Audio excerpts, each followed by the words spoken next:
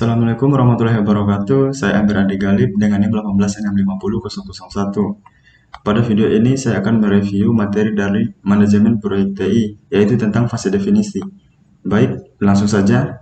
Tujuan dari fase definisi adalah untuk memahami dengan baik masalah-masalah yang dihadapi oleh user dalam memperkirakan biaya dan waktu penyelesaian proyek.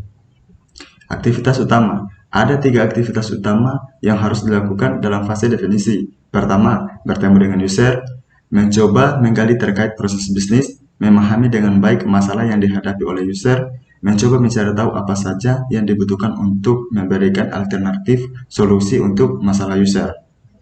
Kedua, memutuskan proyek dilaksanakan atau tidak. Jika memutuskan dilaksanakan, maka harus mulai menganalisis semua risiko yang mungkin menggagalkan proyek. Analisis ini sangat membantu dalam menyusun proposal yang berisi rincian mengenai proyek apa yang akan ditawarkan, kapan, dan berapa biaya, termasuk biaya untuk risiko.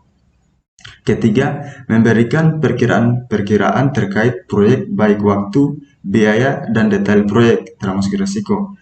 Akan dijadikan dasar untuk membuat proposal yang akan diberikan kepada user. Masalah dalam tahapan ini adalah perkiraan. Adalah sebuah asumsi karena berada dalam tahapan pendefinisian masalah, di mana informasi yang diperoleh merupakan bagian kecil dari masalah yang sedemikian luas. Salah satu solusi membagi proyek menjadi 2 bagian, misal proposal analisis dan proposal pengembangan. Dokumen kebutuhan, requirement document atau yang disingkat dengan RD. RD menyatakan masalah-masalah yang dihadapi user dan solusi umum yang dibutuhkan. Bahasanya berorientasi pada bahasa yang digunakan oleh user sehari-hari dan jauh dari bahasa komputer. Kadangkala, dokumen RD digunakan sebagai permohonan untuk sebuah proposal, request for a proposal, atau yang disingkat dengan RFP, ketika user menawarkan proyeknya kepada kontraktor luar. Tanya jawab dengan user. Proses tanya jawab dilakukan untuk mendapatkan informasi yang tepat dari user untuk memperoleh RD yang baik.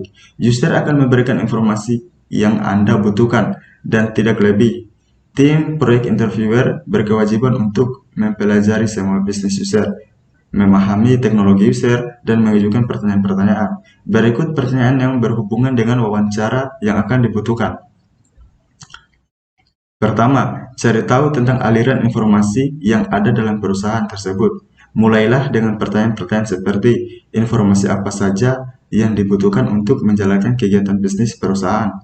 Seberapa penting aliran data baik antara departemen maupun antar individual. Tentukan frekuensi, waktu, dan keakuratnya. Kedua, masukan-masukan yang diterima diikuti dengan pertanyaan-pertanyaan sebagai berikut. Informasi apa saja yang dibutuhkan untuk menghasilkan masing-masing barang. Informasi apa yang tersedia, kapan, di mana. Informasi-informasi baru apa saja yang harus dikumpulkan, dan lain-lain. Hal-hal yang ada dalam RD. Berikut ini adalah bagian-bagian dari RD. 1. Pendahuluan. Bagian ini digunakan untuk memperkenalkan potensi penjual kepada perusahaan, user, atau departemen jika diperlukan. Jelaskan kultur, lingkungan, dan bagaimana jalannya bisnis yang dilakukan. 2. Tujuan proyek. Pernyataan singkat terkait alasan pengajuan proposal untuk pengembangan proyek. 3. Fungsi utama. Pernyataan singkat mengenai bagaimana sistem berfungsi berdasarkan tujuan proyek yang telah ditetapkan. 4. Keluaran umum. Penjelasan singkat tentang informasi yang dibutuhkan dari sistem. 5. Informasi input secara umum. Masukkan data yang dibutuhkan untuk menghasilkan keluaran yang diharapkan. Kinerja. Berapa banyak transaksi yang akan diproses, berapa banyak data yang akan disimpan, kapan laporan harus dihasilkan, dan sebagainya. 7. Perkembangan. Peramalan durasi waktu sistem dapat digunakan. 8. Pengoperasian dan lingkungan, di mana penempatannya. 9. Kompatibilitas pengantarmukaan, kecocokan lingkungan sistem berjalan. 10. Reliabilitas ketersediaan, penggambaran waktu di antara kegagalan, time between failures, atau yang disingkat dengan MTBF, waktu untuk perbaikan, time to repair, atau yang disingkat dengan MTTR, dan presentasi yang diperlukan. 11. Interface dengan user. Perincian bagaimana user mengoperasikan sistem. 12. Pengaruh organisasi, bagian dari perusahaan yang terpengaruh oleh sistem. 13. Pemeliharaan dan dukungan, jaminan yang dibutuhkan, berapa lama, sampai kapan, bagaimana pengiriman. 14. Dokumentasi dan pelatihan, rincikan semua dokumen-dokumen umum dan atau pelatihan yang dibutuhkan. 15. Keuntungan, berdasarkan referensi dari proyek-proyek sebelumnya. 16. Persyaratan dan kondisi, syarat untuk seleksi, kapan dan bagaimana dilakukan. Tanggung jawab user, meskipun user tidak menulis RD, dia bertanggung jawab untuk menyediakan wawancara tim proyek yang dapat dipercaya dan informasi tepat pada waktunya. User harus dapat mengajukan orang yang mengetahui tentang semua sistem yang ada dan apa saja yang dibutuhkan. Keputusan melaksanakan atau tidak melaksanakan proyek. Setelah kebutuhan-kebutuhan ditetapkan, langkah berikutnya adalah memutuskan apakah proyek bernilai untuk dikerjakan atau tidak. Untuk membantu membuat keputusan itu, suatu studi kelayakan dilakukan untuk menjawab pertanyaan, dapatkah sistem ini dibangun secara teknik? Sayangnya, tidak. Tidak semua mungkin secara teknik, sehingga pertanyaan-pertanyaan untuk dijawab diubah menjadi dengan biaya berapa sistem dapat dibangun dan apa keuntungannya.